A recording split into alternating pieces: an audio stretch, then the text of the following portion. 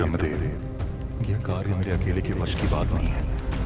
महाभारत की कथा इतनी विशाल, इतनी गहरी है कि इसे लिखने में युगों लग सकते हैं। मैं इसे किसके साथ पूरा करूं? कौन मेरी सहायता करेगा? व्यास, यह केवल एक कथा नहीं, बल्कि युगों युगों तक मानवता के लिए एक मार्गदर्शक होगी। इस कार्य के लिए तुम्हें एक दिव्य सहायक की आवश्यकता है। लेकिन देवताओं में कौन इस कार्य में मेरा साथ देगा? कौन इतना समर्थ है कि मेरी गति को समझ सके और इस महाकाव्य को सजीव कर सके? व्यास, तुम्हें गणपति से सहायता लेनी चाहिए। वे न केवल ज्ञान और विवेक के प्रतीक हैं, बल्कि उनका धैर्य और बुद्धिमत्ता इस कार्य को पूर्ण करने में तुम्हारे लिए अमूल्य सिद्ध होगा। गणेश, क्या वे इस कार्य में मेरी सहायता करेंगे?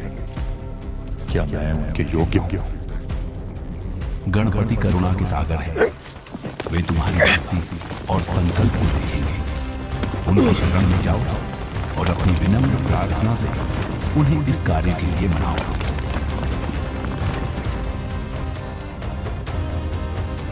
यदि गणेश ही मेरी सहायता कर सकते हैं तो मैं उनके पास जाऊंगा, चाहे बर्फीले पर्वत हो या दुर्गम महल।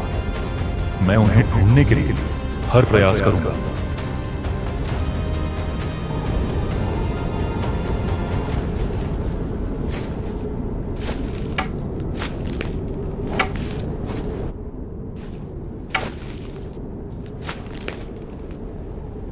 आओ व्यास, मैं तुम्हारी प्रतीक्षा कर रहा था।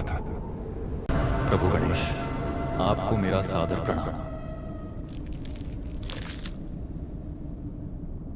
मुझे महाभारत जैसे महान ग्रंथ को लिखने का कार्य सौंपा गया है, लेकिन यह अकेले मेरे बस का नहीं। मैं आपकी सहायता के लिए आया हूं। व्यास, तुम्हारी भक्ति और ज्ञान ने स्वर्ग तक को प्रभावित किया है।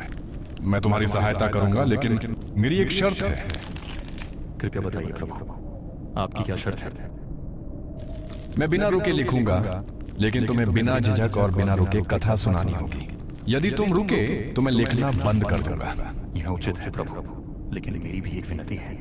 यह कथा केवल वर्तमान के लिए नहीं है, यह आने वाले युगों के लिए भी है। इसकी गहराई और अर्थ कभी खोने नहीं चाहिए। इसलिए मैं कुछ श्लोक जटिल बनाऊंगा। आप उन्हें तभी लिखें जब आप उनका अर्थ समझ लें। बहुत चतुर हो तुम व्यास। मुझे यह शर्त भी स्वीकार है। आओ व्यास।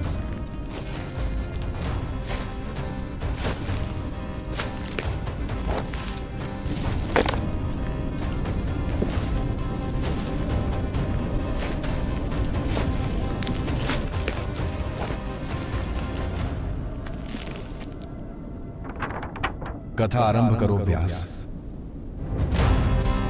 नारायणं नमस्कृत्य नरं चैव नरोत्तमं देवीं सरस्वतीं चैव ततो जयम् उदीर्ये।